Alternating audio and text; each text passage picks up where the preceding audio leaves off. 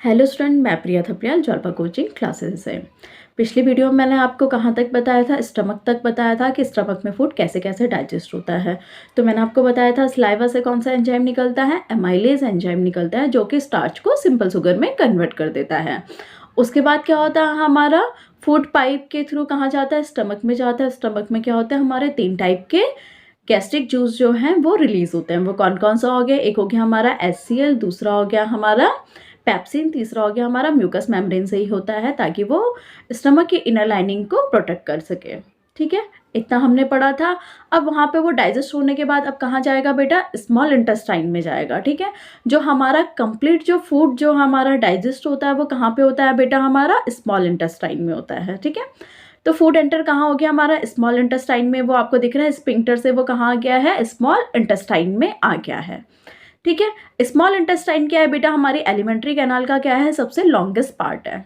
ठीक है, करीबन 5 से 6 मीटर के करीबन है। ठीक है, फिर इसमें क्या होगा, इसमें क्या होता है बेटा, एक कॉम्पैक्ट स्पेस होता है। ये कहाँ पे होता है, हमारा बेली में। बेली को हम एब्डोमेन भी कह सकते हैं। ठीक है, यहाँ पे क्या होता है, कैसा होता है, ये ट्विस्ट होता है, टर्न होता है, मतलब एक कॉइल की तरह कैसे होता है, ये ऐसे ऐसे करके मुड़ा हुआ होता है। ठीक है बेटा, और ये बीच में कहाँ पे होगा, लार्ज इंटेस्टाइन के बीच में होता है। ठीक है, इधर साइड से क्या दिखाई दे रहा है आपको, बेली दिखाई दे रहा है। ठीक है, अब देखते हैं कि अच्छा, जब ये मतलब स्मॉल इंटेस्टाइन है तो इसे लार्जेस्ट पार्ट क्यों कहा गया है बेटा, क्योंकि इसका क्या है, स्मॉलर डायमीटर है तो ये बड़ी, पर इसका जो डायमीटर है, मतलब इसने जो जगह ले रखी है वो क्या है, कम है, इसलिए इसको क्या बोला जाता है बेटा, स्मॉल इंटेस्टाइन बोला जाता है।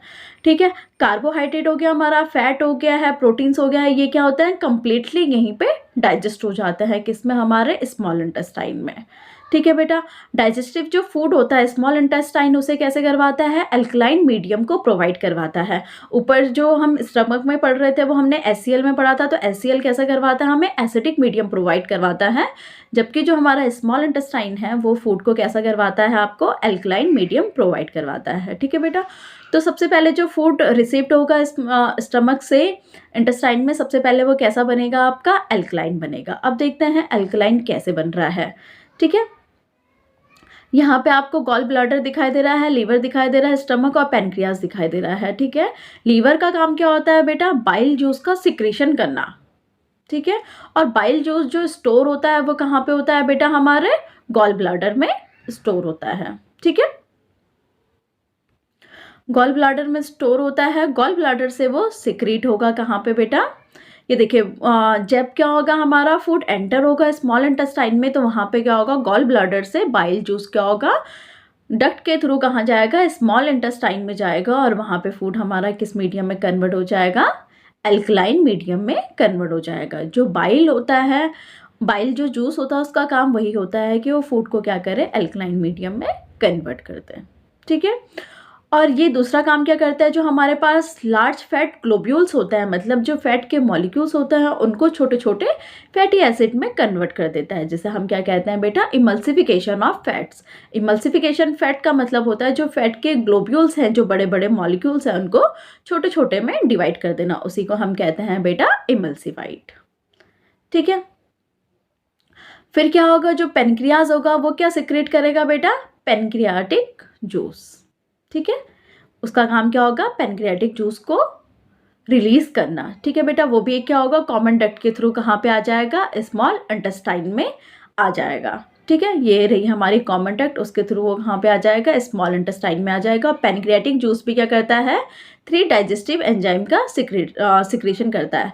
फर्स्ट वन है बेटा हमारा ट्रिप्सिन। ये देखिए आप, ट्रिप्सिन का काम क्या होता है, प्रोटीन को क्या करना, डाइजेस्ट करना, और उसको किस में कन्वर्ट कर देना, अमाइनो एसिड। अमाइनो एसिड क्या होती है, उसकी छोटी यूनिट होती है, किसकी, प्रोटीन की। ठीक है, ये ट्रिप्सिन पे क्या लगा, हमारा प्रोटीन लगा, इसने इसको किस में कर दिया, अमाइनो एसिड में कन्वर्ट कर दिया। सेकंड वन है बेटा हमारा लाइपेज। लाइपेज का काम क्या होता है, ये एक्ट करता है किस पे, फैट पे, और फैट को किस में कन्वर्ट कर देगा, फैटी एसिड में।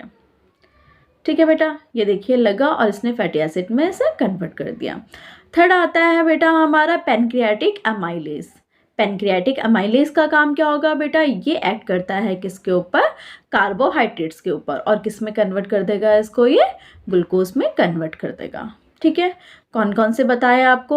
लाइपेज बताया, ट्रिप्सिन बताया, और कौन सा बताया आपको? लास्ट वन वाला पैनक्रियाटिक एंजाइम्स। फर्स्ट वन किस पे करता है बेटा? प्रोटीन पे एक्ट करता है। लाइपेज किस पे एक्ट करता है बेटा? फैट्स पे करता है। और पैनक्रियाटिक जो अमाइलेज होता है वो कार्बोहाइड्रेट पे करता है। सो फाइनली अब हमारा जो कॉम्प्लेक्स फूड था वो किस में कन्वर्ट हो गया है? सिंपल में कन्वर्ट हो गया है। कॉम्प्लेक्स हमारा कौन कौन है? कार्बोहाइड्रेट है, फैट हो गया, प्रोटीन हो गया। सिंपल में किस किस में कन्वर्ट हुआ है बेटा? कार्बोहाइड्रेट किस में कन्वर्ट हो गया है हमारा? ग्लूकोज में कन्वर्ट हो गया है। फैट हमारा फैटी एसिड में, प्रोटीन हमारा अमाइनो एसिड में।